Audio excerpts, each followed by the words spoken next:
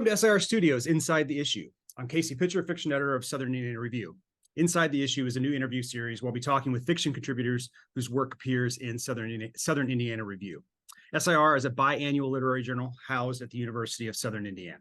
Today's guest is Andrew Furman, and his story, The Body Knows, is featured in the fall 2023 issue. Andrew Furman is professor of English at Florida Atlantic University and teaches in its MFA program in creative writing. His fiction and creative nonfiction frequently engage with the Florida outdoors, but he has also written about Maine, Jewish identity, basketball, lighthouses, swimming, and cast iron cookware, which is I'm interested to hear about that. His stories have appeared in Prairie Schooner, Oxford American, the Southern Review, Willow Springs, Poets and Writers, and the Florida Review, among many other places. He's the author most recently of the novel Jewfish, Jewfish and the Goldens Are Here, and the memoir Bitten, My Unexpected Love Affair with Florida. His novel, The World That We Are, will be released by Regal House Publishing in 2025. He lives in South Florida with his family. Andrew, welcome to Inside the Issue. Thanks for having me. Yeah, it's great. We were just talking before. You're my first one. I'm excited about this. So can you, just to start us off, your story's titled The Body Knows. Can you tell us a little bit, or tell me a little bit about, tell us about the story, I guess, and then also kind of where it came from, maybe the process of writing it, kind of thing. Absolutely. Well, there's actually a semi-interesting story to it.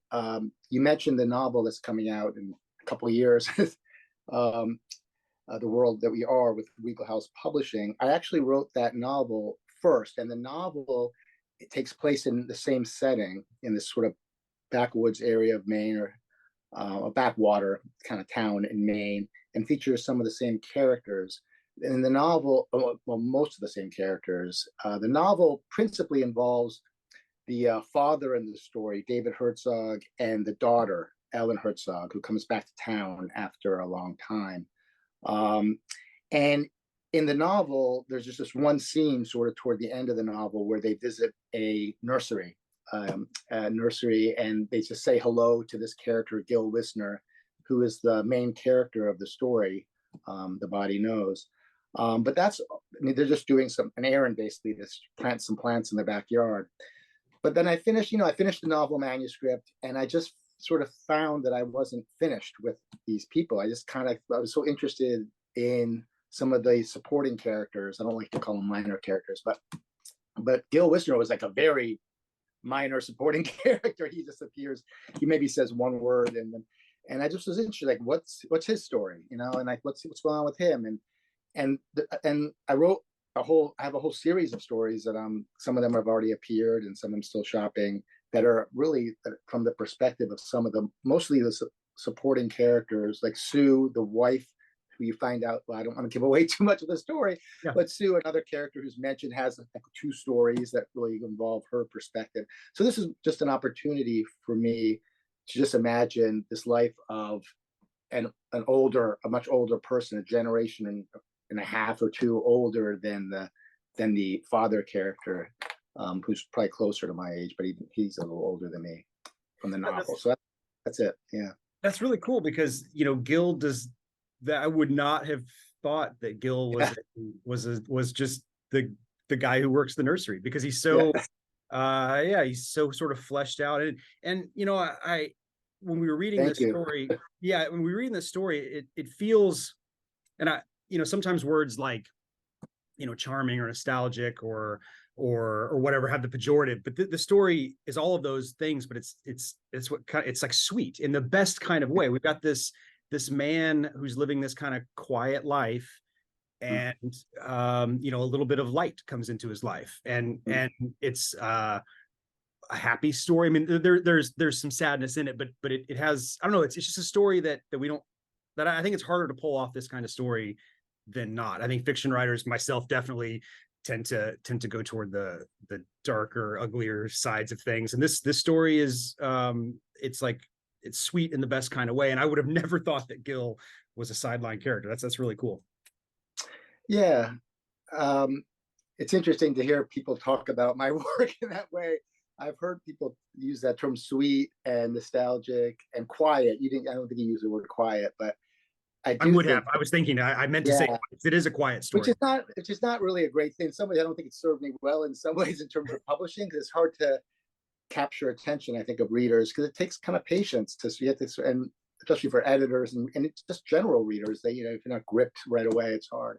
So I think one of the challenges for me in this story and a lot of my stories is just really occupying a kind of consciousness in a way that seems organic, and real. And I sort of, so that was really what I challenged myself to do. Can I get in the head of somebody who's playing his late 70s at this point, or even maybe, in the now of the story, what I call the now of the story.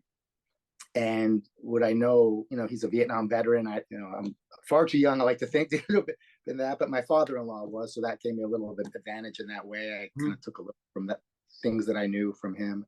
But what would he be? What words would he use? What would the vernacular be? So that was like a big challenge for me. Yeah, and so that's sort of took off from there. It started with him as a character, and then what could the scenario be? Yeah, his relationship. Yeah, I was going to ask what challenges there were, and I wondered if his age was a challenge, or you also have the kind of two timelines. You mentioned the now of the story. I always tend to, in my classes, I always tend to talk about like the front story and the backstory. So this isn't really backstory so much as just kind of these. It has happened in the past, but it doesn't read like backstory. It reads like two parallel stories. So the most immediate challenge is just getting into the interiority of a character. I mean, that's sort of always for me anyway, the first thing. But you hit right on the next challenge, and it's kind of related to what you said about being nostalgic. I sort of tend to always be going backwards, and my imagination takes me back. And I think that's a problem sometimes. I tell my students too that there needs to be something in in the now, the immediacy of the story too. So my biggest challenge, I think, my instincts kept going like, what was happening in Vietnam? What was happening with his relationship with Ellen's mother in those periods? But I wanted to make sure, I think it's important that in the present of the story, that there is a story happening there too. So negotiating time, in a sense, if I could put it the pithiest way, I think was my biggest challenge, how I negotiate these different times, because there's several different times in the past too. It's not just one path, there's several different periods since he's lived a long life that I want to dramatize with immediacy. But I also think it's important, and this is what I often neglect to do, to have something at stake in the now of this, in the present time of the story as well. So that's where the relationship with the daughter comes into play, with Ellen, the daughter of the friend. That's in the story. People don't have to know this, they didn't read the story, but Rebecca, in some ways, is the mother of Ellen, is the focal center in a way of the story, and also the novel. She dies tragically, and so how that death impacted various people around this universe that I've been fooling around with has been sort of my preoccupation. And so it's just interesting to think about, like, wow, she might have had a really friendship with Gil that nobody really knows about too much except for Gil and this person who's dead now. And I wanted to sort of explore that. Yeah, and I mean the way you handle that, I mean it's a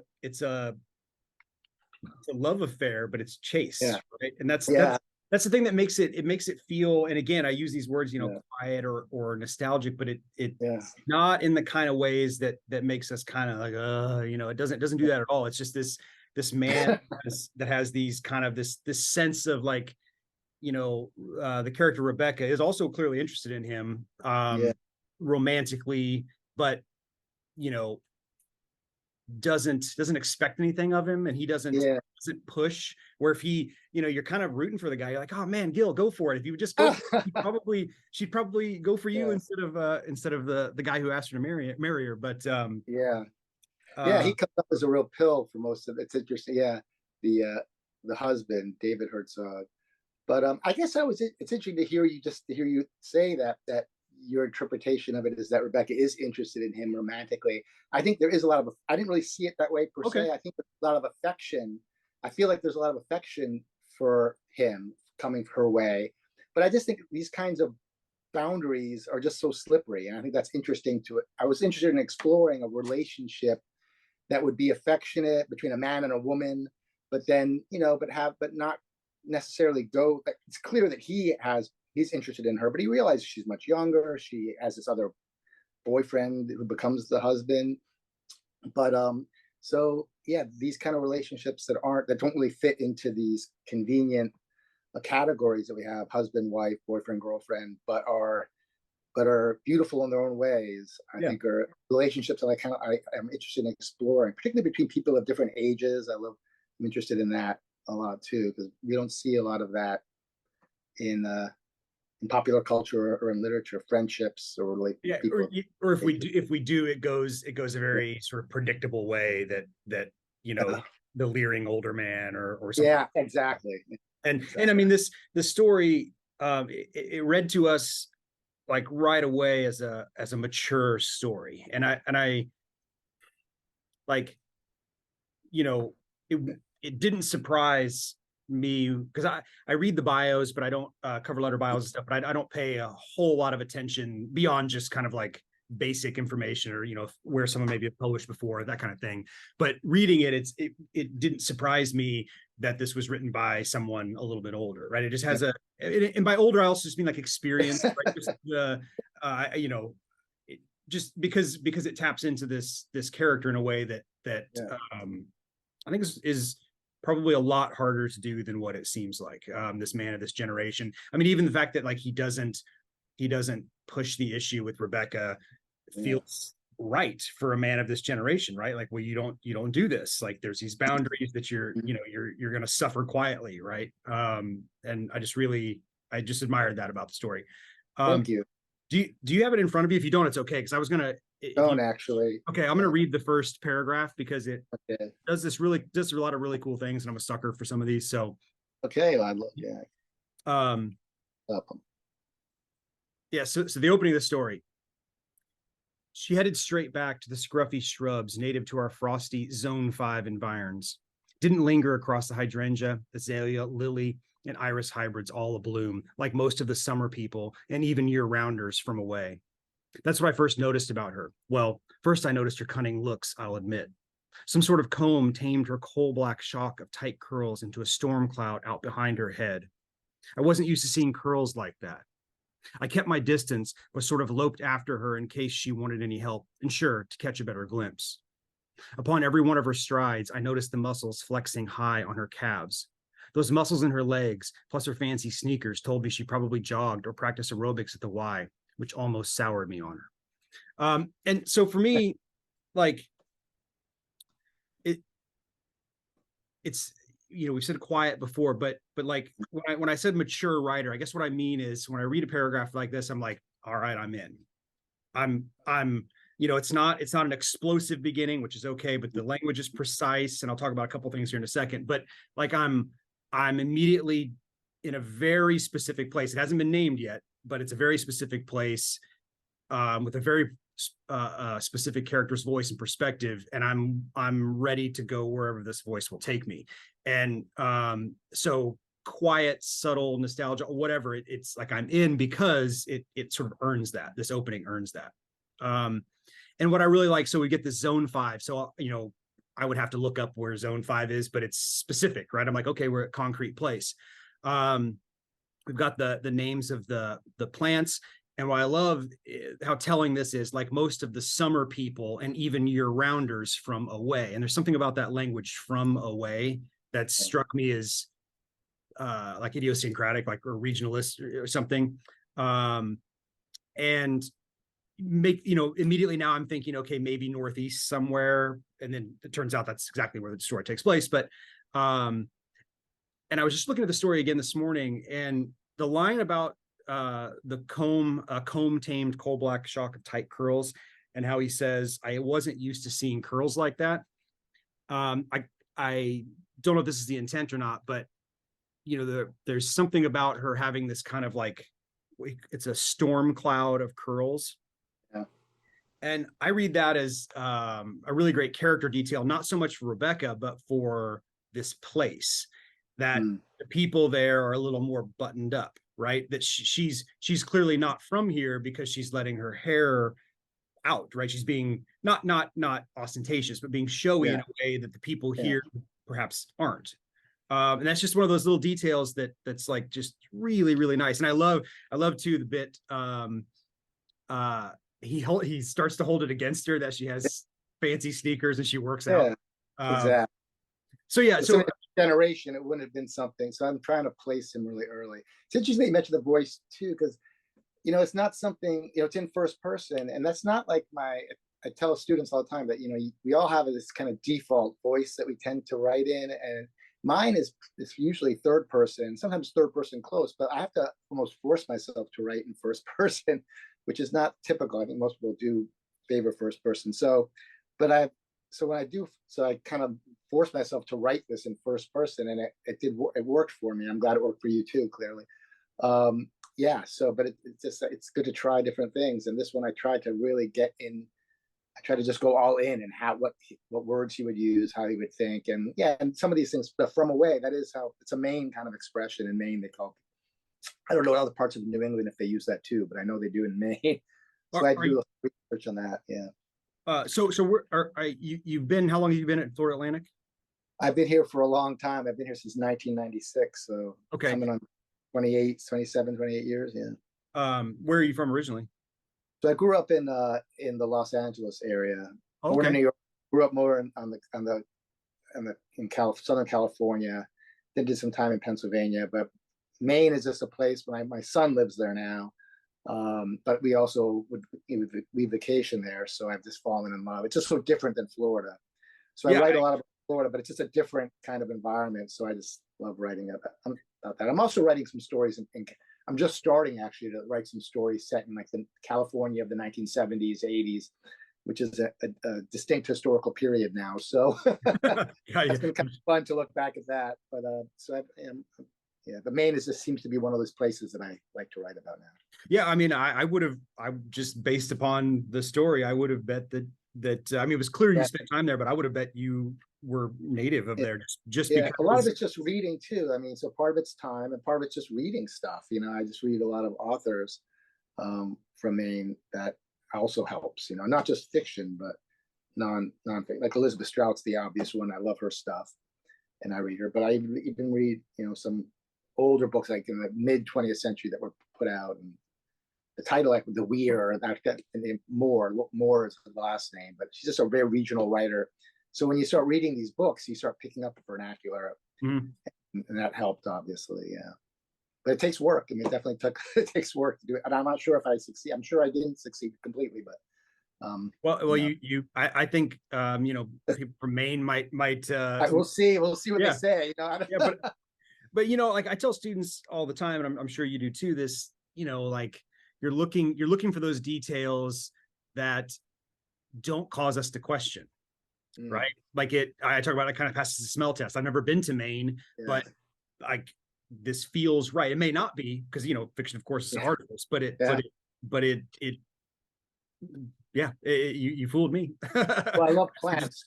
Plants are a big thing with me. So doing plant research and a lot of the plant stuff, I just know that the Maine has its unique plants too. So we have the serviceberry, right? The serviceberry, and then I found out the story of serviceberries, which we won't give away, but that's I love that story about their cultural significance, and found a way to loop that into the story. And that was a when we were talking, when the editor-in-chief Ron Mitchell and I were talking about the story, we were wondering, like, even if it came down to like serviceberry, is that one word or two? And it was just because it's not a plant that we'd ever heard of or encountered. So it's cool. It's one of those stories too that you get to learn some stuff along the way. And it may not be the goal of the story, but it adds to that feeling of that immersiveness of the story where you're just along for the ride, and you can be exposed to a place that's maybe a little off the radar. Yeah. What's your you said that this, maybe you already touched on this a little bit, but did this story match or kind of follow your typical process? Or maybe not because it came from the novel, but when you say process, you mean just how I go about Yeah, like the crafting the story. nuts, soup to nuts kind of thing. Yeah.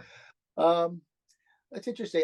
I think that most of my stories, it's hard to just sit down and I want to write a story, what I'm going to write about. I mean, mostly they come as I think of a character first, but character and place are almost very connected to me. Like sometimes I almost think of place, setting first, and I'm in the environment generally and place. So I'm always thinking of people in place, and so that comes way before anything involving plot for me. So it's just getting a voice, getting a person. Then I think, okay, what could be going on in this person's life? What gives it? What why am I telling the story now in this person's life? What could be going on? And then it just sort of other processes. I mean, once you kind of hook in, I tend to write stories in clumps too. So I mean, I kind of already talked about this. So I was intentionally, when I was writing these stories, looking toward characters who I might have more of a story from a novel. So that kind of helped generate some motivation for me to sort of imagine myself into these other lives. Like same thing that's going on right now with the California. Like I'm trying to write a lot of stories about California right now. So that sort of helps me. But in terms of other things, I try to write. Sometimes I write longhand. I don't always sit at a computer. I like writing in the morning, and then I like not writing. I like reading. Like reading is really important to me too. So I don't write for too many hours in any single day. I find that sometimes the sentences get worse the longer I'm writing, so I kind of know when to get away from them. But I don't know if that helps at all. But those are some of the process things that I do. I tend to write little notes to myself on my phone now, and when little lines and snippets come to me, and then I'll come back to them later. All sorts of little tricks. But it's sort of like whatever works for you as a writer is what you start to figure out. Now that I'm getting older, then you start to do those things. I tell my students, what I do might not work for you, but you just have to figure out what works for you. Yeah, like I don't write every day. People say I write every day. Like I just can't. I have so much other stuff going on. I have 3 kids. I have a day job. I like to swim. I have other things I do. But so you just sort of write when you can. Yeah, I push really hard we only have undergraduates here, so I only teach undergraduates, but I push really hard for the writing every day, or at least writing in a kind of, scheduled way, even though I can't anymore either, right? Because but it's one of those things where it's like, I think you kind of, for me anyway, it's about trying to get them to like buy in and say, I'm gonna do this. I'm gonna give myself this time and treat it as like worthwhile discipline, right? Not just something I'm going to do when I have time, or kind of hobby like. It's I kind of try to teach them a more kind of workman like approach, because that was the only way I know how to do it. Well, even though it doesn't always work for everybody. No, but that's a good place to start for sure, to be disciplined and to have. There's actually a Yiddish word, Sitzfleisch. It means like the patience to sit down and actually get something.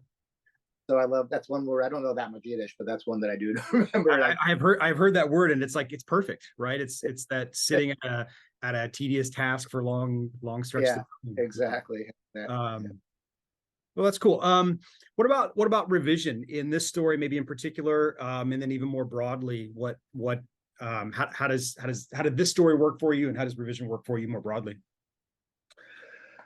Boy, so I do it I tend to revise both in a macro way and then in a micro way. So I guess what I mean by that is the micro way is that whenever I go back, when the next day that I'm writing, for example, I always look at what I did before. I can't just write everything out in one draft. So I do tend to go back before I go forward. And because I just want to get sentences right, and I can't have trouble writing out. That doesn't necessarily work for everyone. Some people just want to get the whole story out first. So I tend to do a little bit of revisioning right as I'm writing the story. And then after I get a full draft, I'll go back and do more then I look more at like the structural stuff. So we were talking before about negotiating time. So in earlier drafts of the story, I had much longer clumps that were in the past, and I had to really, like, how long do I want to be in Vietnam? And and I felt like that maybe how much does a reader need from this period? And so I I tend to overwrite, I guess, in the first drafts, and then have to sort of take things out and then and then really read to sort of the pacing, I suppose, with an eye toward pacing, like how the story is paced out, where I make these moves in a story between a place in the past and the present. So often a lot of the present stuff will be written out, much in one sequence, but then I think of it as like curating, where you curate paintings. You're sort of curating your moments on the page too.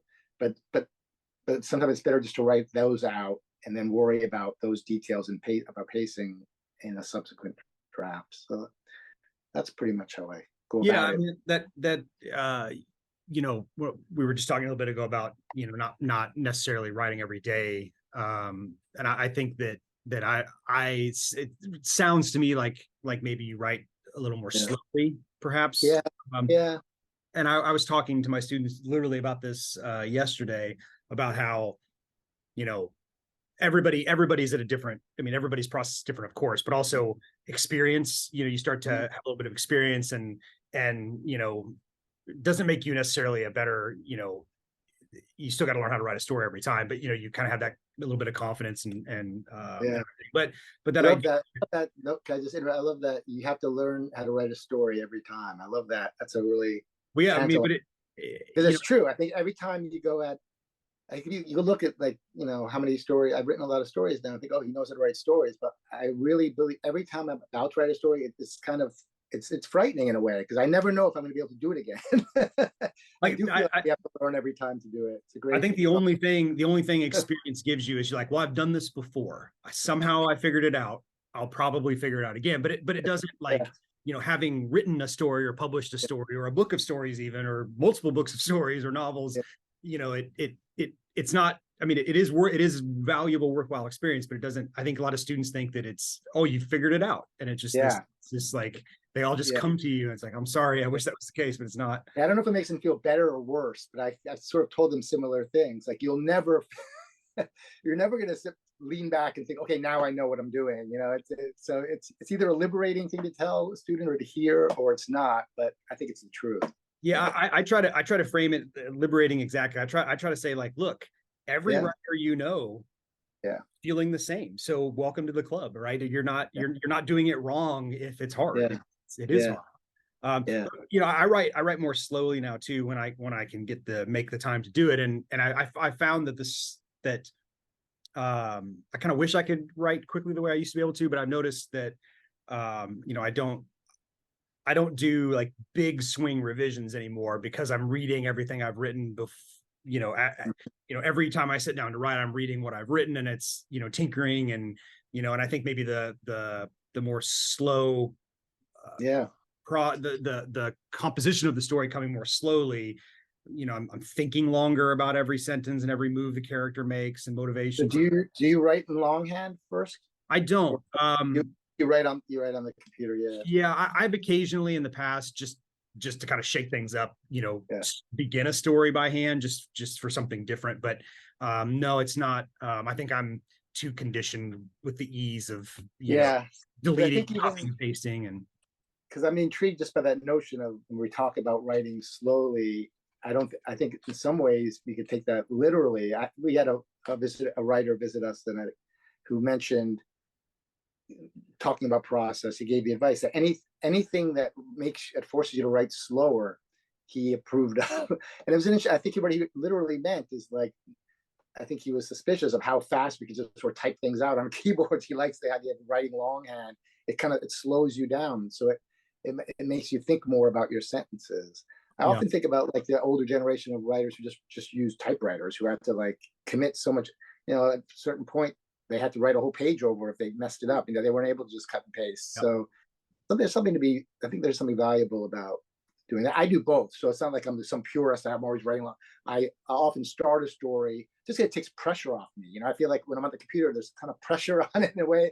But when I'm just sort of with my notepad, a legal pad, writing longhand, I feel like it sort of takes a little pressure off. And then you have stuff to already deposit on your computer eventually, and it sort of almost gives you a head start. Like, it doesn't really count when you're doing it that way. No, that's actually really good, because it does, you feel like you're just transcribing then for a little bit, And then, of course, I'm sure as you're going from legal pad Yeah, to computer, you're tinkering with sentences and yeah, I mean, it's probably a, you know, it's a process people should probably consider at least. Yeah, but I guess it comes down to whatever works, honestly. Right? Sure. I think we'll go back to that, but yeah, to get the best.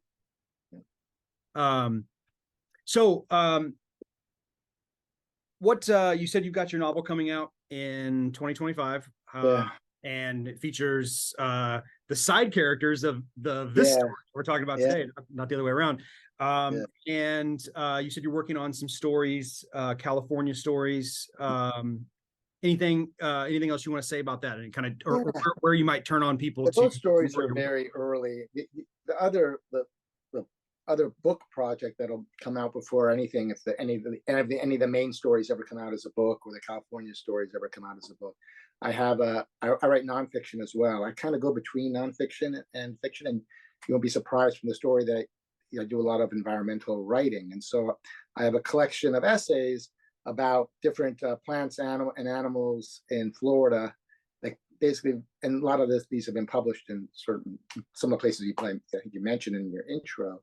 And so I think that's going to be coming out from the University of Florida Press in the same year, probably earlier in 2025, we hope. I have an earlier book, Bitten, that was my first book of essays on the Florida environment. So this is just another essays on slash pines and seaweed, but they're all like personal essays. But also you learn a lot. So I learn a lot through those essays myself, doing the research, and hopefully readers will too. So those are the two big things: the novel, and then this nonfiction sort of personal essays will be coming out same year. Do you find that going between the two genres is like, I don't know how I want to say this, like, sometimes we might talk to students about, you write yourself into a corner in a story, maybe you work on some poetry or work on an essay. Do you find that having these two related but different genres allows you some, like, a creative outlet or something? I think relief or release are the words that come to mind. I think, like, when I'm like writing this story, I was so in the head of this character, and which is where you want to be, right? You want to be drawn into sympathy with that's a tough thing to do, and that's what I always try to do, is when I'm writing a story, be really drawn fully into sympathy with the character. So the idea of just pivoting from that to writing another story the next week, I can't get my headspace in there. I'm just so writing then an essay on seaweed, let's say, for my own, when I'm basically the character in nonfiction, I tend to pivot between, I think, for that reason. And then I've done the nonfiction thing, and sometimes while I'm doing, like, this actually happened while I was doing a seaweed essay, I had got in mind, wow, a story about a surf instructor who's dealing with seaweed coming into that would be a kind of cool story. And so I wrote that story. Okay. So they do feed off each other, and sometimes not in any kind of planned way, but sometimes that works. Do you find, I'm just curious, because I've published a few essays, nothing near would make a book, but I found that when the essays, at least the little experience I had, they come a little easier for some reason. I don't know why. I don't know if it's because I'm this, if it's a personal essay, it's lived experience, or it's whatever, but for whatever reason, those tend to arrive a little more quickly. Is your process in revising those different than prose, or different? I wonder why you haven't written more essays then, if they're easier. Yeah, I don't know. Easy. I wouldn't say easy. I wouldn't say easy. I would just say that I was surprised. They've been sort of like they I don't know. They felt less of a struggle than not a I don't know. I probably need to shut up. It just felt like they were I don't know. And maybe it was just a product of the particular essay, a singular essay rather than essays, right? It just the singular essays tended to come, and honestly, I think it might've been because it was new, right? The genre was new and fresh and different. And it was kind of invigorating to be doing this thing that was borrowing the same skills, but the product was different. Maybe that's probably what it was. I think that, I'm not sure easy is the way I would put it, but I think that I had more success earlier in my career with the nonfiction. I was doing both, but so in some ways it did. I think I gained a kind of confidence, maybe is where I'd put it, with nonfiction, partly because I was having success. But and so I guess, you're the writing life. I think you have phases, right? And so for some reason, since I think it's even like since COVID, I've still been writing essays here and there, but I've just been more inspired for whatever reason. And writing fiction has been just occupying more of the narrative energy in my life. And so in some ways, fiction lately has been coming easier to me. But looking at, since I started writing creatively, which isn't really as long, I didn't start in my 20s. I was more a literary critic scholar type person for first 10 years of my career. So nonfiction was definitely the first thing. Writing creative nonfiction was easier for me, but now I've just been, for some reason, I've been fortunate, I guess, to have a lot of ideas and with fiction. But yeah, so it's kind of just sort of whatever moves you, I think, to be productive, and is where you need to sort of let yourself go, I think, as a writer. Yeah, I think that's excellent advice to any particularly younger writers, to don't feel like I'm a fiction writer, or no, I'm a poet, or no, I'm a whatever. It's go where the inspiration takes you. I think that's great advice. It's probably a great place for us to end too, because I think that is very, very pointed.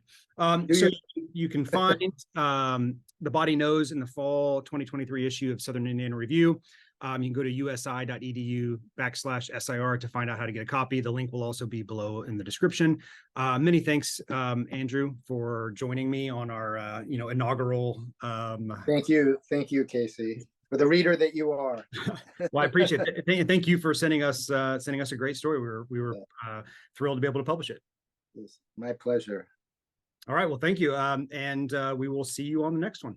All right. Thanks. Bye-bye.